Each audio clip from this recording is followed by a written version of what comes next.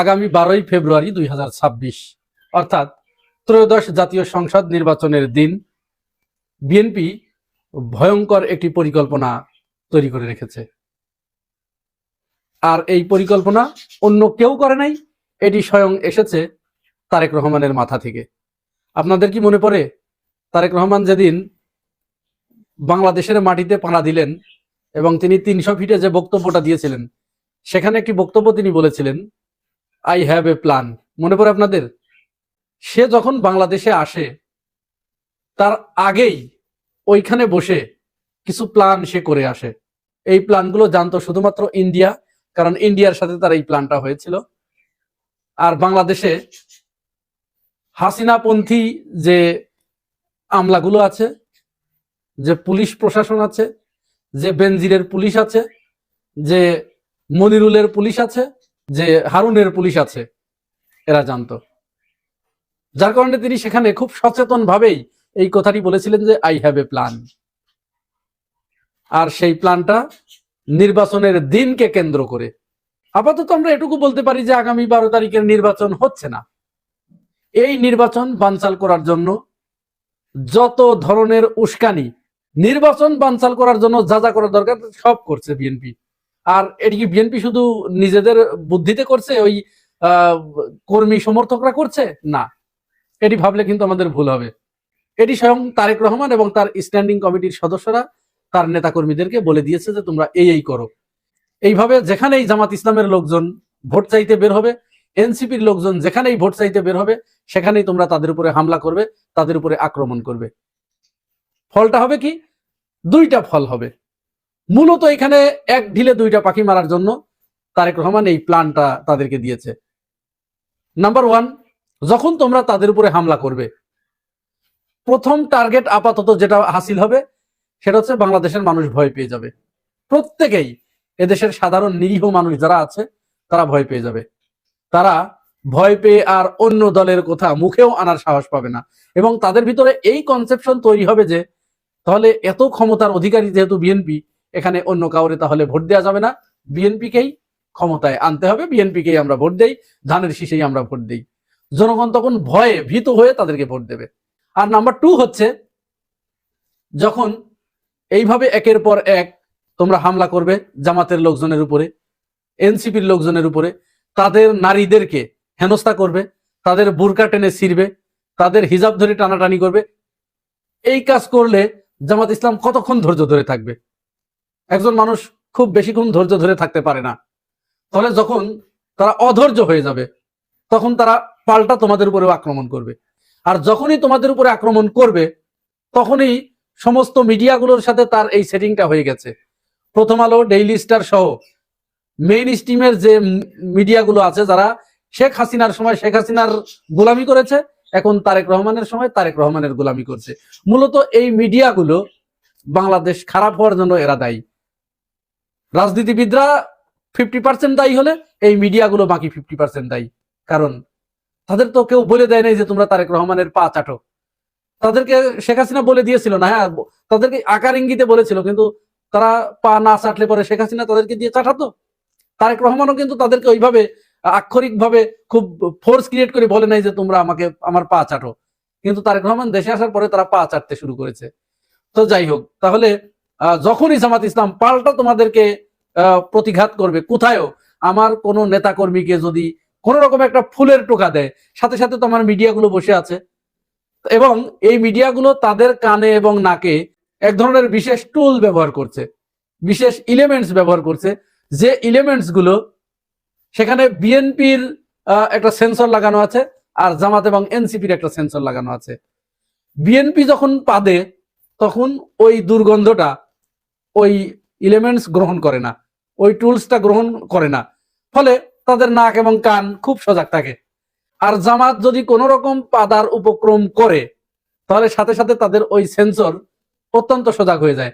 অনেকটা ওই যে ঝড়ের পূর্বাভাসের যে সাইরেন বেজে ওঠে না, যুদ্ধের প্রারম্ভে যে সাইরেন বেজে ওঠে, অথবা ব্যাংকগুলোতে যে ভোল্টের ভিতরে যে ইন্ট্রোডিউসার অ্যালার্ম থাকে, ওই অ্যালার্মগুলো যেমন আগাম বিপদের সংবাদ পেলেই তারা অটো বেজে ওঠে, এই সাংবাদিকদের এই মিডিয়া হাউসগুলোর নাকে এবং কানে এরকম জামাত সম্পর্কে একটা সেন্সর লাগানো আছে। এবং তারা গভীর আগ্রহে অত্যন্ত ধ্যানী পাখির মতো মাছরাঙার মতো তারা অপেক্ষায় আছে কখন জামাত ইসলাম পাল্টা বিএনপির কারো গায়ে একটা ফুলের টোকা দেবে। সাথে সাথে সমস্ত মিডিয়াগুলো একসাথে ঝাঁপিয়ে পড়বে জামাতের উপরে। কি আমার কথা বিশ্বাস হচ্ছে না? আপনারা দেখেছেন গত 2 দিনে, অর্থাৎ 25-26, আজ তো 27 তারিখ চলে গেল আমি যখন ভিডিও করছি, এই 2 দিনে সারা বাংলাদেশে তারা প্রায় 22 জায়গায় জামাতের নারী নেতৃত্বের উপরে তারা হামলা করেছে, তাদেরকে হেনস্থা করেছে, শারীরিকভাবে তাদেরকে লাঞ্ছিত করেছে। বৃদ্ধ মহিলাদের পেটের উপরে, তলপেটের উপরে তারা বুট জুতা পায়ে লাথি পর্যন্ত মেরেছে। এমনকি জামাতের পুরুষ কর্মীদের পুরুষাঙ্গের উপরে লাথি দিয়ে তাদের ওই পুরুষাঙ্গটা পর্যন্ত ফাটিয়ে দিয়েছে এই কয়েকদিনে। আজও 27 তারিখে সারা বাংলাদেশেই হামলা হয়েছে। সবচেয়ে নেককারজনক হামলা যেটি হয়েছে সেটি ঢাকা 8 আসনে নাসিরউদ্দিন পাটোয়ারির উপরে তারা হামলা করেছে। ছাত্র দলকে লেলিয়ে দিয়েছে মির্জা আব্বাস এবং ইশরাক। কয়েকদিন আগে বলেছিল, আপনাদের মনে আছে, যে আমরা যদি আমাদের কর্মীদেরকে হুকুম দেই তাহলে জামাত এবং এনসিপি তারা মাঠেই নামতে পারবে না। তারা মূলত তাই করেছে এবং তারা তাই চাচ্ছে যে আমরা মাঠে নামতে দিব না, ফাঁকা মাঠে গোল দিব। যদি তারা পাল্টা প্রতিঘাত করতে আসে তাহলে আমাদের মিডিয়াগুলো তাদের চরিত্র হনন করবে, আমাদের পথ একেবারে পানির মতো পরিষ্কার হয়ে যাবে। বিএনপি এই যে প্ল্যানটা নিয়েছে, জামাত ইসলাম এখন যদি কোনো মতো অবস্থায় কোনো জায়গায় বিএনপিকে প্রতিঘাত করে, পাল্টা প্রতিঘাত করে এই আঘাতের জবাব দেয়, তাহলে একটা হট্টগোল শুরু হবে।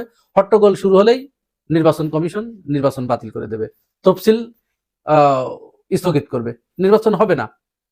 আচ্ছা, এখন জামাত ইসলাম যদি অত্যন্ত ধৈর্যের পরিচয় দিয়ে যদি তারপরেও ঠিক আছে, জনগণ যেহেতু আমাদের সাথে আছে, আমরা ব্যালটের মাধ্যমে এর জবাব দিব, এই পরিকল্পনা নিয়ে জামাত যদি ধৈর্য ধরে মায়ের খেয়ে খেয়ে সামনে এগিয়ে যায় এবং 12 তারিখ পর্যন্ত যদি এসেই যায়, তাহলে তারেক রহমানের সাথে যে ডিলটা হয়েছে উচ্চ পর্যায় থেকে কিছু নাম প্রকাশে অনিচ্ছুক কিছু আমলাদের কাছ থেকে, প্রশাসনের কিছু কর্মকর্তাদের কাছ থেকে, যারা এই জুলাই গণঅভ্যুত্থানপন্থী কিছু মানুষ আছে না, আছে তো অবশ্যই, নাম প্রকাশ না করার শর্তে তারা এটি বলেছে যে তাদের এই প্ল্যান যে তারা 12 তারিখে সরাসরি ভোট কেন্দ্র দখল করে ফেলবে।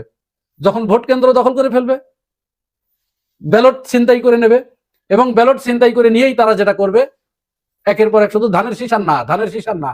আর এদিকে তাদের যে সন্ত্রাসী বাহিনীরা আছে তারা কিছু সময় অন্যান্য দলের লোকদেরকে ঠেকিয়ে রাখবে, আর সেখান থেকে ভোটগুলো তারা বলে দেবে যে এত ভোট হয়েছে। জেলা নির্বাচন কমিশন থেকে রিটার্নিং কর্মকর্তা তিনি প্রজেক্টরের মাধ্যমে ঘোষণা দিবেন যে অমুক দল বা অমুক প্রার্থী এত ভোট পেয়েছে, অর্থাৎ ওইখান থেকে ঘোষণা হয়ে যাবে। ওই ঘোষণা হবার সাথে সাথে মেইন স্ট্রিমের সমস্ত মিডিয়া তারা তো বসেই আছে, প্ল্যানটা দেখেন কত ভয়ঙ্কর প্ল্যান নিয়ে তারা আগাচ্ছে।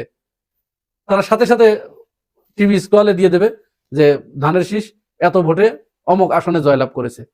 এই করে করে তারা 278 থেকে 80টি আসন, এই যে বারবার জাহেদ, তারপরে ওই বিরানি আলম, এরা বলছে না যে বিএনপি 280-র উপরে আসন পাবে।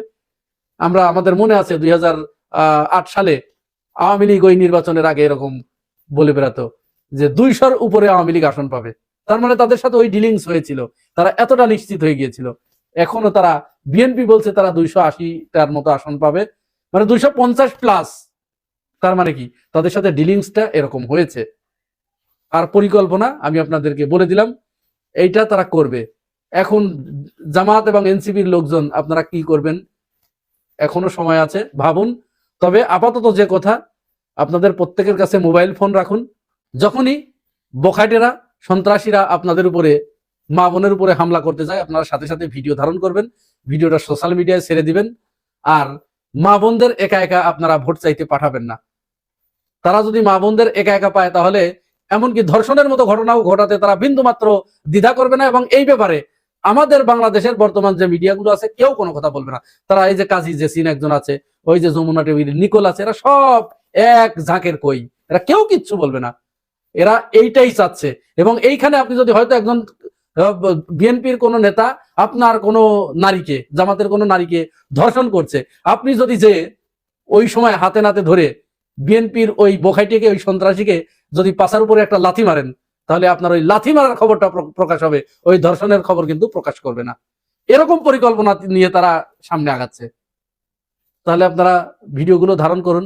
আর মহিলাদের সাথে যখন তাদেরকে ভোট চাইতে পাঠাবেন, তখন আশেপাশে অন্তত 2-4-50 জন পুরুষ মানুষ আপনারা পাহারায় থাকেন, না হলে তারা আপনাদের মা বোনের ইজ্জত পর্যন্ত লুণ্ঠন করতে বিন্দু মাত্র দ্বিধা করবে না।